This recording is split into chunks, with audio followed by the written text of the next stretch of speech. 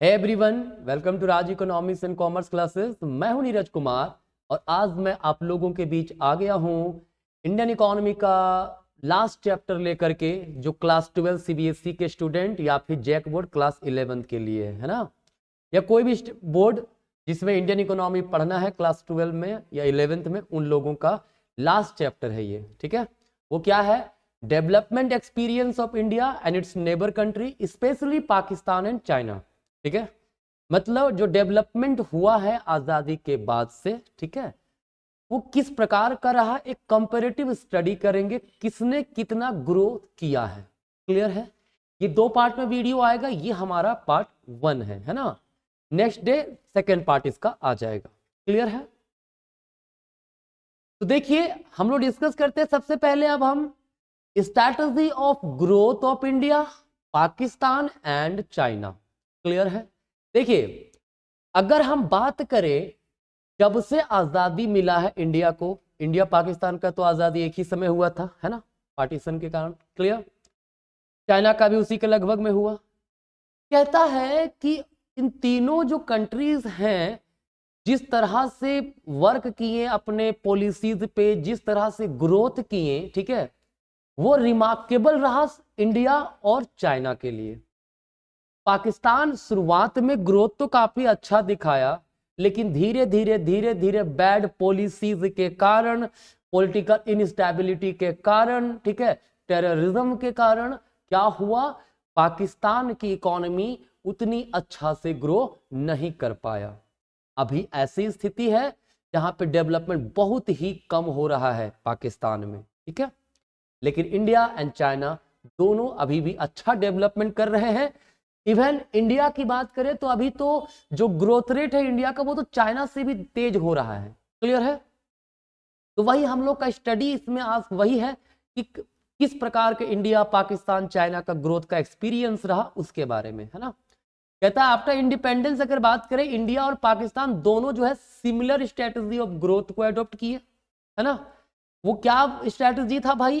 कि mixed economy होगा दोनों, मतलब इंडिया ने डिक्लेयर किया India will be a mixed economy, Pakistan ने भी डिक्लेयर किया मिक्स्ड इकोनॉमी होगा। ठीक है, कहता था strategy of growth underlined the significance of both private and public sector. क्योंकि देखिए, सिर्फ प्राइवेट सेक्टर डेवलपमेंट कर नहीं सकता था और सिर्फ गवर्नमेंट अकेले कर नहीं सकती थी, तो दोनों ही कंट्री ने प्राइवेट एंड पब्लिक दोनों सेक्टर पे फोकस किया।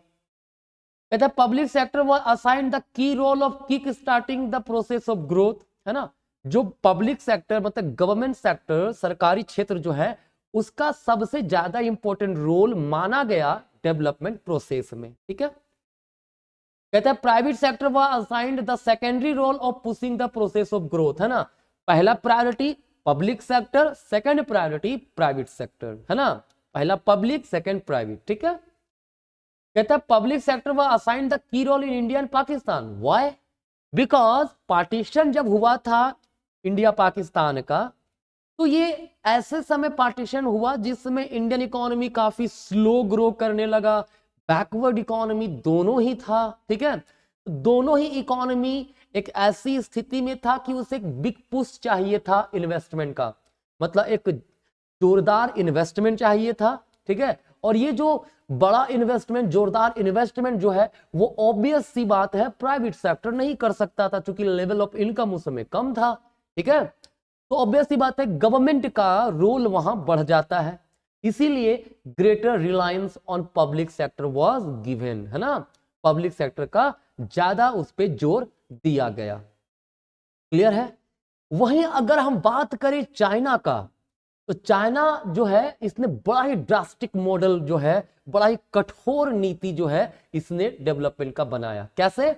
एस्टेब्लिशमेंट हुआ यहां पे People's Republic of China in 1949, है ना, एस्टेब्लिशमेंट हुआ उसका। It declared to bring all critical areas and production activity under the government control. इसमें कहा गया, जब पीपल्स रिपब्लिक ऑफ चाइना बना, उसके बाद क्या बोला गया कि पूरा जितने भी प्रोडक्शन एक्टिविटीज होंगे, all will come under government control. ठीक है, जो नेशनल रिसोर्सेज हैं इंक्लूडेड ऑल लैंड, राइट, वह डिक्लेयर गवर्नमेंट्स मोनोपोली, जितने भी लैंड वगैरह थे, पूरा जमीन पूरा का पूरा किसका मोनोपोली था, गवर्नमेंट का था। गवर्नमेंट जब चाहे जिस लैंड को चाहे उसका यूज अपने लिए ला सकती थी। इसके कारण चाइना को स्टैटिज्म कहा जाता है। स्टैटिज्म जो मॉडल, ग्रोथ मॉडल जो है उसको स्टैटिज्म बोलते हैं, ठीक है। कहता है ownership of all resources wasted with the state, मतलब सरकार का ही पूरा का पूरा रिसोर्सेज पे स्वामित्व रहेगा। The state was to decide what to produce, how to produce, for whom to produce, all the decisions will be taken by the government only, ठीक है। ये था चाइना में, राइट। ध्यान रखिएगा, जो चाइना जो है जितने भी नेशनल रिसोर्सेज हैं वो किसके कंट्रोल में था, गवर्नमेंट के कंट्रोल, गवर्नमेंट उस पर कमांड करेगा। जबकि इंडिया और पाकिस्तान में क्या था, प्राइवेट ओनरशिप रिसोर्सेज अलाउ किया गया। मतलब इंडिया और पाकिस्तान में प्राइवेट ओनरशिप, पब्लिक ओनरशिप दोनों था, बट चाइना में only government control, government sector, सिर्फ गवर्नमेंट, ठीक है। और यही रीजन है कि जो चाइना का जो स्ट्रैटेजी है, ग्रोथ का स्ट्रैटेजी, उसे स्टैटिज्म बोलते हैं, मतलब complete ownership of resources by the state.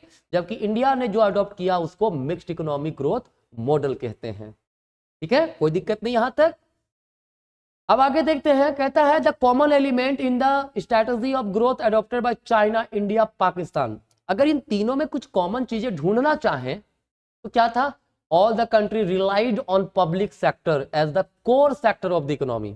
मतलब तीनों ही कंट्री, चाहे चाइना हो, इंडिया हो, पाकिस्तान, तीनों ने ज्यादा फोकस किस पे, प्राइवेट सेक्टर पे किया। चाइना तो कंप्लीट पब्लिक सेक्टर पे की बात किया, ठीक है। लेकिन इंडिया एंड पाकिस्तान ने भी ज्यादा रिलाय किस पे किया, पब्लिक सेक्टर पे, ठीक है। कहता also all the three economies relied basically on inward looking strategy of growth. मतलब तीनों ही कंट्री ने ये फोकस किया कि डोमेस्टिक इंडस्ट्रीज को कैसे बचाया जाए फ्रॉम द फॉरेन कंपटीशन, ठीक है। इसके लिए प्रोटेक्शन एक्ट लगाया गया, इसके लिए टैरिफ वगैरह इंपोज किया गया, कोटा वगैरह लगाया गया, ठीक है। और अपने डोमेस्टिक इंडस्ट्रीज को बचाने की कोशिश की गई, ठीक है। जो भी चीजों का जरूरत था उसे अपने ही देश में प्रोड्यूस किया जाए, ये तीनों ही कंट्री ने कोशिश किया है, ठीक है। क्लियर है। अब बात करें, कहता है over the time strategy of growth has undergone a significant change in India and Pakistan. कहता है देखिए, शुरुआत में स्ट्रेटजी तो सेम बनाए, समय दर समय ये जो स्ट्रेटजी था उसमें चेंजेस देखने को मिला। क्या कैसे चेंजेस हुआ, कहता है government in both the economies are now rely on a model of growth which continues to be mixed economy model. दोनों अभी भी मिक्स्ड इकोनॉमी के पाथ पर ही चल रहा है, but it is the one which assign greater importance to public sector rather than private sector rather than public sector, ठीक है। कहता है ये तो चलो ठीक है कि दोनों मिक्स्ड इकोनॉमी है, लेकिन अब इंडिया जैसे देश में पब्लिक सेक्टर को भी काफी ज्यादा मदद दिया जा रहा है कि हाँ भाई आप भी आइए, बढ़ चढ़ के हिस्सा लीजिए, प्राइवेटाइजेशन बहुत ज्यादा किया जा रहा है, ठीक है। ये भी पाकिस्तान में कम है, राइट। कहते हैं now the model of growth is one which assign greater importance to FDI rather than domestic investment. India अब एफडीआई पे पूरा बल दे रहा है, मेड इन इंडिया। इसमें क्या था, फॉरेन कंपनीज आइए इन्वेस्ट कीजिए, ठीक है। पाकिस्तान में इसकी कमी है। कहता है in China on the other hand the core element of the growth model has not change, it continues to be a state managed economy. अभी भी चाइना में चेंज नहीं हुआ, चाइना अभी भी स्टेट मैनेज्ड इकोनॉमी ही है, ठीक है, कोई दिक्कत नहीं। ये इंट्रोडक्शन चीजें था इसमें, है ना।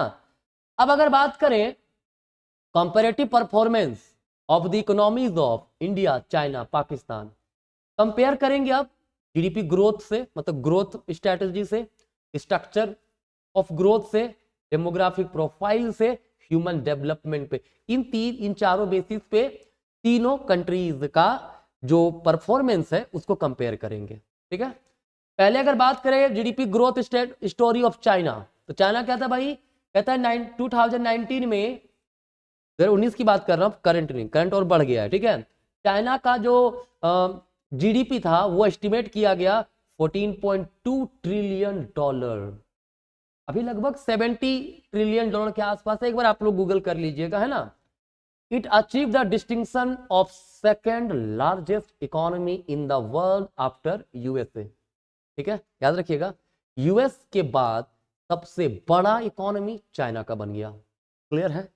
अगर बात करें बिटवीन 1979 2017 जो एवरेज जीडीपी ग्रोथ जो था चाइना का वो 9% एस्टिमेट किया गया, वेरी हाई, बहुत ही अच्छा। ठीक है, GDP growth reached it peak of 15.2% in 1984। 1984 में खतरनाक बढ़ा था 15.2%, बहुत बड़ा है ये। ठीक है, और सबसे कम कब हुआ? 1990 में 3.8%, जब क्राइसिस वगैरह आ रहा था। ठीक है, 2018 में जीडीपी ग्रोथ रेट जो था 6.6% था। ठीक है, चाइना क्या किया? चाइना ने स्टैब्लिश किया special economic zone. These zones offered all basis enmities to investors. Accordingly, China became a lucrative destination for FDI. मतलब अब ना स्पेशल इकोनॉमिक जोन बनाने लगा, कई सारे ऑफर्स देने लगे कि इन्वेस्टर्स को आइए, फॉरेन कंपनी आइए, आप मेरे पास इन्वेस्ट कीजिए, हम आपको ये सुविधाएं देंगे, ये सुविधाएं देंगे, बहुत सारी सुविधाएं। लाइसेंस में प्रॉब्लम ज्यादा नहीं होगा, सब कुछ मैनेज होगा, आप आराम से इन्वेस्टमेंट कर सकते हैं। ठीक है, 100% तक किसी किसी सेक्टर में आप इन्वेस्ट कर सकते हैं, ये सब चीजें। इससे क्या हुआ? एफडीआई खतरनाक बढ़ा। इस पे? चाइना में। कहता 100% equity investor permit for the foreign investor free flow of FDI. 100% तक इक्विटी में इन्वेस्टमेंट के लिए जो है अलाउ कर दिया चाइना। तो ये रीजन है इतना सक्सेस का, है ना।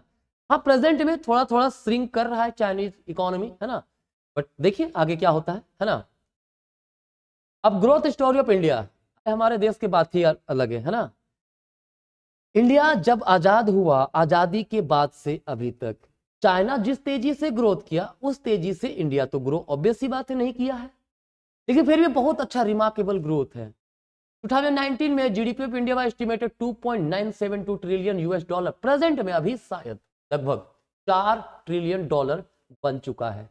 ठीक है, लेकिन अभी भी चाइना से तो काफी पीछे है ना। चाइना का लगभग 17 बिलियन डॉलर के आसपास पहुंच गया है, उससे तो कम है। ठीक है, लेकिन फिर भी अच्छा परफॉर्मेंस है ना। कहता था GDP growth in India showed a sustainable rise only after 1991। आखिर इतना ही ट्रिलियन डॉलर क्यों बना? क्योंकि 1991 में जब न्यू इकोनॉमिक रिफॉर्म आया, जिसमें लिबरलाइजेशन, प्राइवेटाइजेशन, ग्लोबलाइजेशन अप्लाई किया गया, उसके बाद से ही तो ढंग से इंडियन इकोनॉमी ग्रो किया है।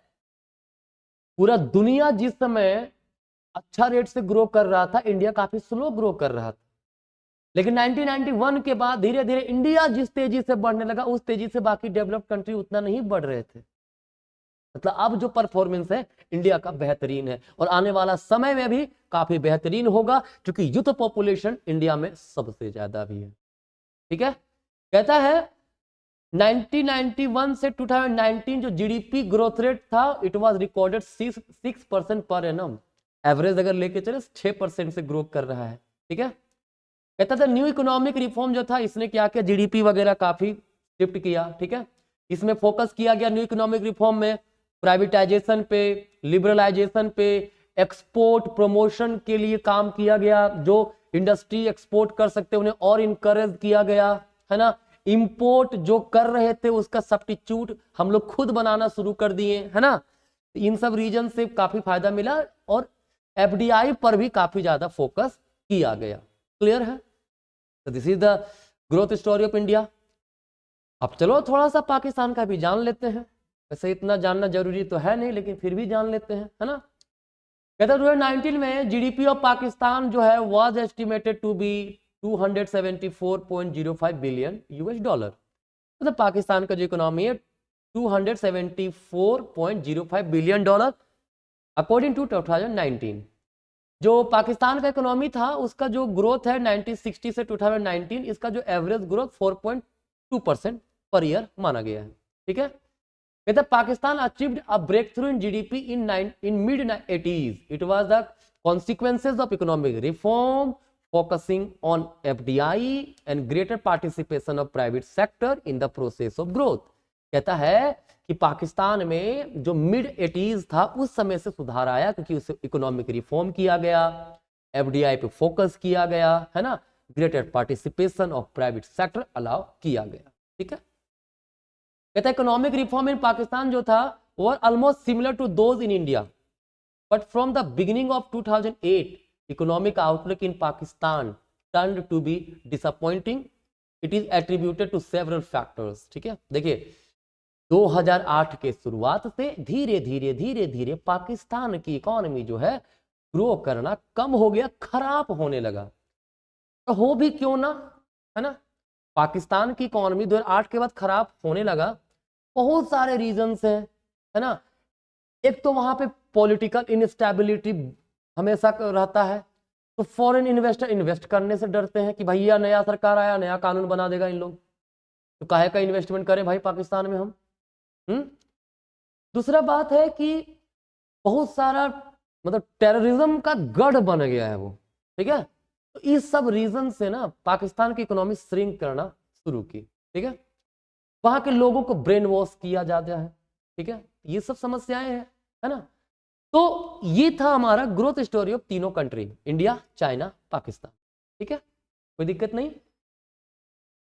तो आज का आपका यही तक रहेगा। नेक्स्ट क्लास में हम लोग डिस्कस करेंगे ये जो स्ट्रक्चर, ग्रोथ, डेमोग्राफिक प्रोफाइल और ह्यूमन डेवलपमेंट बाकी के बारे में, ठीक है। नेक्स्ट क्लास मतलब कल सेकंड पार्ट इसका आ जाएगा, अच्छे से देखिए। और कल के बाद फिर आप लोग के पास में बहुत सारे model set, sample paper question discuss करने वाला हूँ, प्रीवियस ईयर क्वेश्चन डिस्कस करने वाला हूँ, एमसीक्यू डिस्कस करने वाला हूँ, इकोनॉमिक्स का, अप्लाइड मैथमेटिक्स का, business mathematics for class for 12th, JAC board, ये सबको मैं अपलोड करने वाला हूँ कुछ ही समय में। तो कृपया करके आप लोग भी सपोर्ट करें, कैसे, चैनल को सब्सक्राइब करके और वीडियोस को शेयर करके। धन्यवाद।